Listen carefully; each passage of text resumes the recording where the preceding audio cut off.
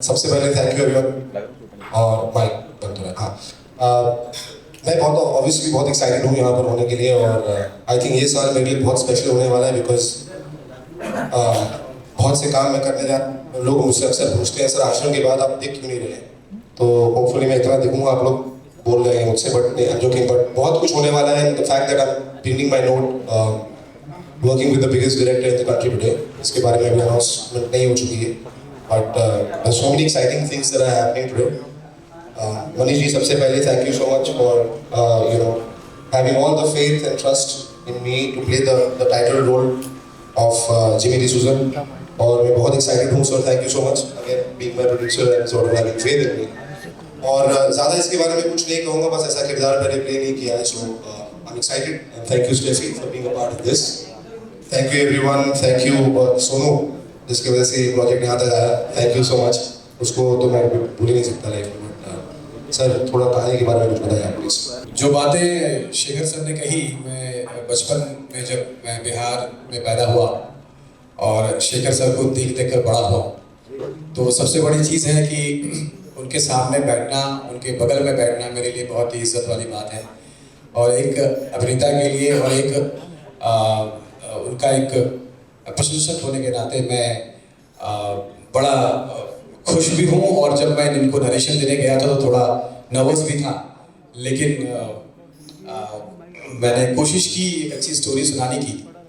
और सर ने सुनने के बाद उन्होंने जो रिएक्शन दिया वो मेरे लिए बहुत गर्व की बात है। और उसके बाद फिर मैंने एक्चुअली सर से पहले मैंने अध्ययन को ये स्टोरी सुनाई थी और उन्हें बहुत पसंद आया था। और एक लंबा प्रोसेस है बिकॉज जो हमारे फिल्म के प्रोड्यूसर हैं मिस्टर एडम सैनी, वो उनसे एक बड़ा लंबा रिश्ता है। और मैंने उनके साथ इसके पहले एक फिल्म की थी, इस फिल्म का नाम था स्कॉटलैंड, कई सारे अवार्ड्स मिल चुके हैं इस फिल्म को। तो उसके बाद एक समय लगा, कुछ लंबा समय, जब फिर से एडम सर को मैंने इंडिया इन्वाइट किया कि एक और कुछ बनाते हैं साथ में। तो ये बेसिकली एक किंग्स ऑफ माफिया, ये एक सीरीज़ है जो 100 एपिसोड्स की होगी, जिसमें ये पहला सीज़न है हमारा जो 10 एपिसोड का होगा। इसके बाद जो है हम तकरीबन 100 एपिसोड इसका बनाएंगे। और ये जो कहानी है ये सीरियन माफिया, सीरियन टेररिस्ट के ऊपर बेस्ड है। और पहली बार शेखर सर इसमें एक बहुत ही अलग किरदार प्ले करने जा रहे हैं, जो मेरे लिए भी, जब मैंने इनका गेटअप और भी इनका पूरा स्ट्रक्चर देखा तो मैं बड़ा हतप्रभ रह गया कि मतलब सर का उस रूप में आना ये पहली बार हो रहा है।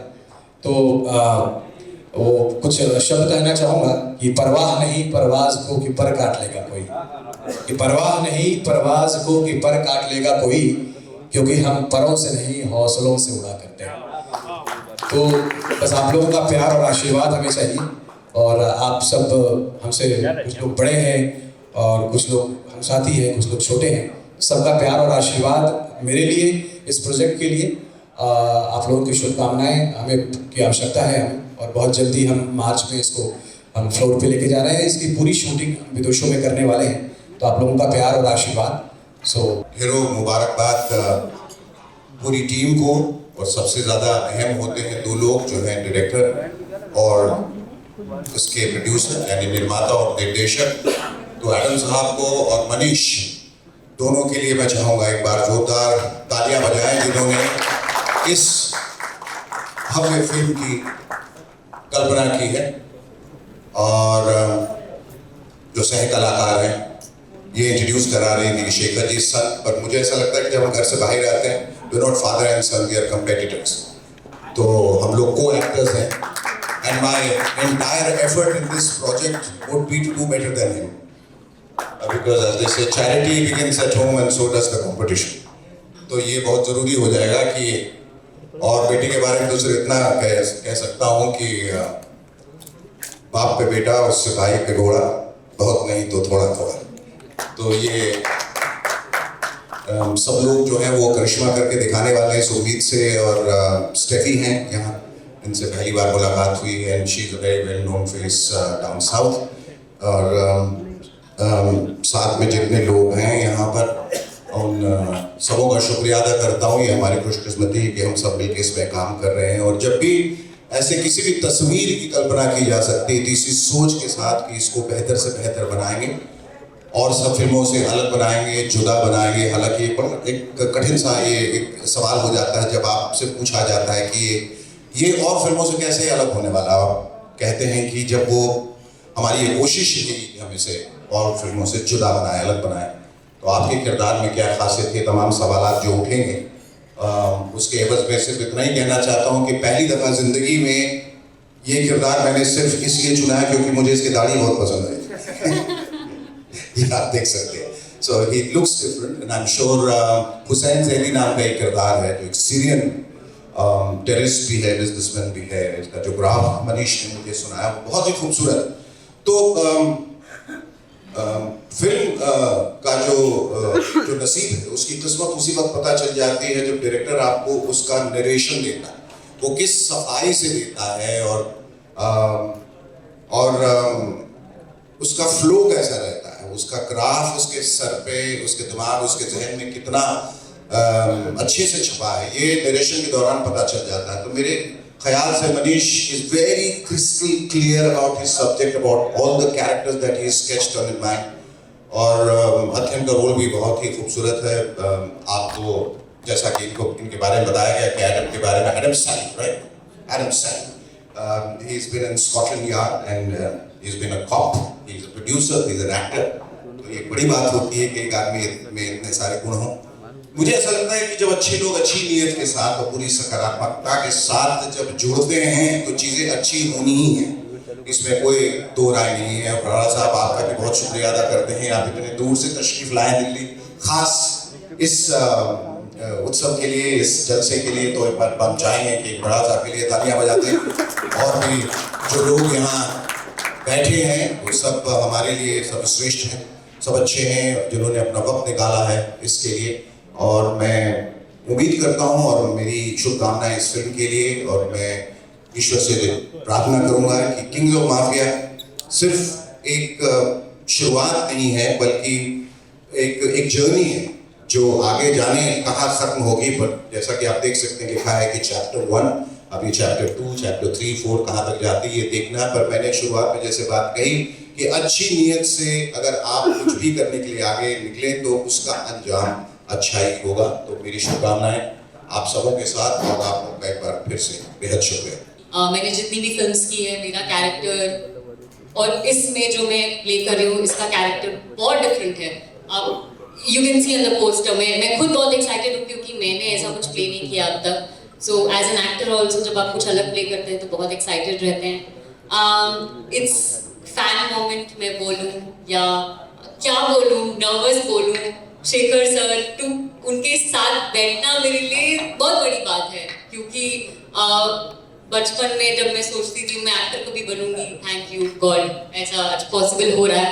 But I seen them on screen thinking कि गॉड आई विश कभी मैं इनसे मिल पाऊँ, पर भगवान की बहुत कृपा रही है कि मैं एक्चुअली काम कर रही हूँ उनके साथ। Sir thank you so much, thank you so much for being so sweet. I mean being an actor, अच्छे एक्टर होना तो डेफिनेटली एक अलग बात है, पर आप इतने अच्छे इंसान हैं जो कि बहुत बड़ी बात है।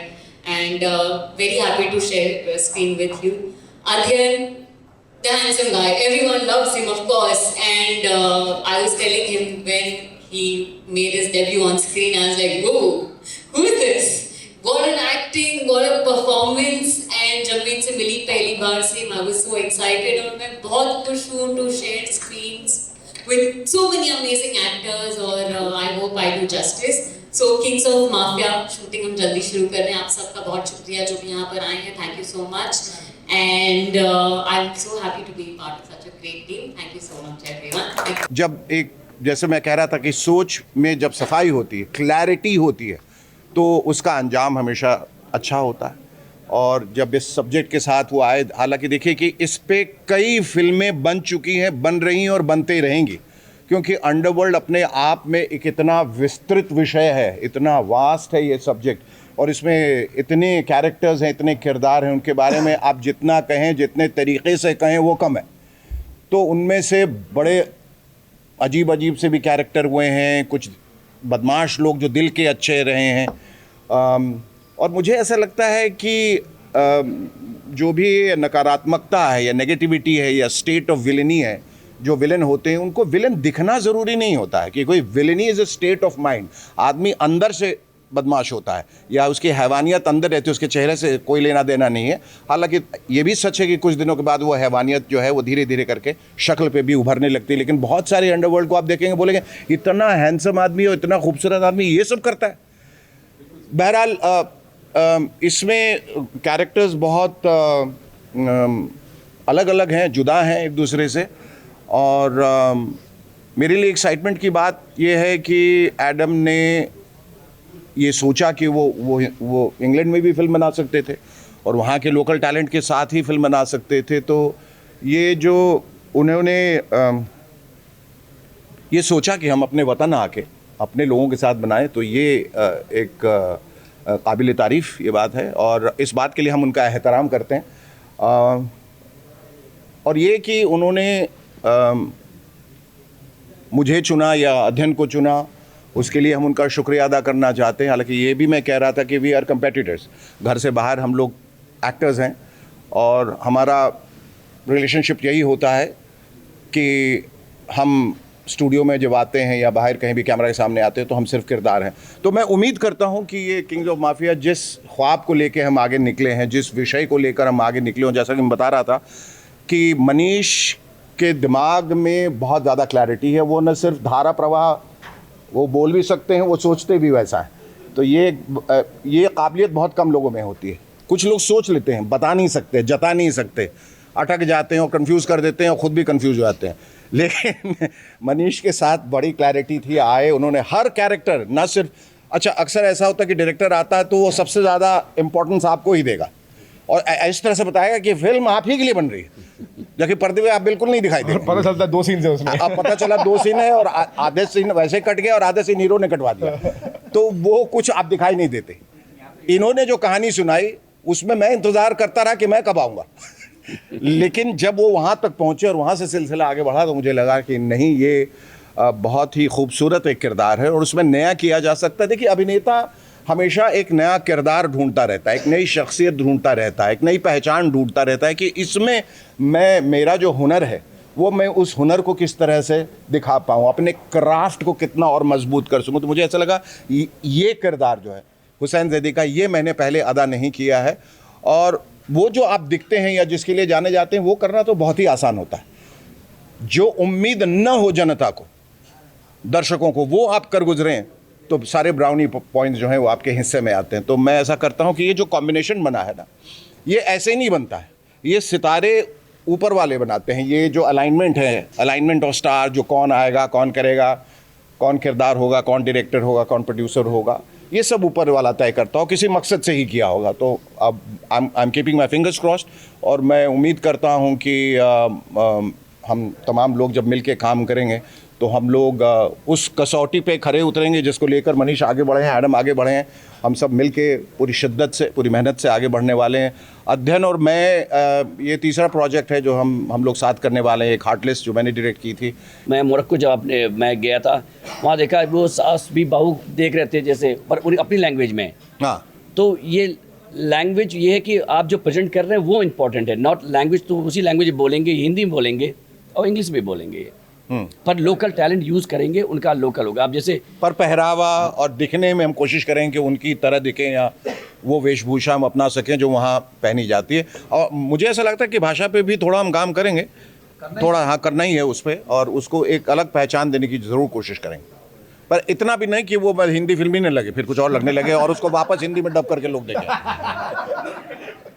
बहुत खुश हुआ आज, क्योंकि साल का पहला महीना है, न्यू ईयर की शुरुआत वैसे ही हुई है। मतलब साल में आई थिंक मैं पहली बार अभी आई हूँ बॉम्बे इस साल।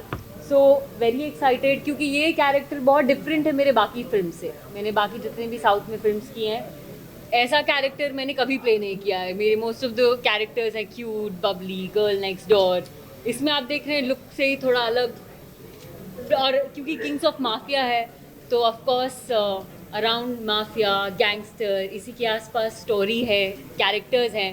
तो मैं भी, I am also playing one of them. अभी एग्जैक्टली क्या है वो मैं रिवील नहीं कर सकती हूँ, तो मनीष सर ही बताएंगे कि कितना बता सकते हैं। बट सर मैं बहुत एक्साइटेड हूँ क्योंकि ऑब्वियसली एज एन एक्टर जब आप कुछ अलग करते हैं तो आप एक्साइटेड होते हैं, खुश होते हैं, नर्वस होते हैं, तो मैं भी वैसा ही फील कर रही हूँ. आई होप कि I give justice to the character and nervous definitely हूँ क्योंकि I am sharing screen with such amazing great actors. तो बट भगवान जी प्लीज गिव योर शक्ति. I'll do it. एक बहुत बड़ी फिल्म जो हम लोग इस वक्त कर रहे हैं, एक बहुत बड़े डायरेक्टर के साथ जो भारतवर्ष के शायद सबसे अहम और सबसे बड़े डायरेक्टर हैं, उनके साथ कर रहे हैं, जिनके बारे में हम लोगों ने शूटिंग शुरू कर दी, लेकिन उसके बारे में अभी बोलना उचित नहीं हो क्योंकि हम लोगों को वहाँ से निर्देश नहीं मिले अभी.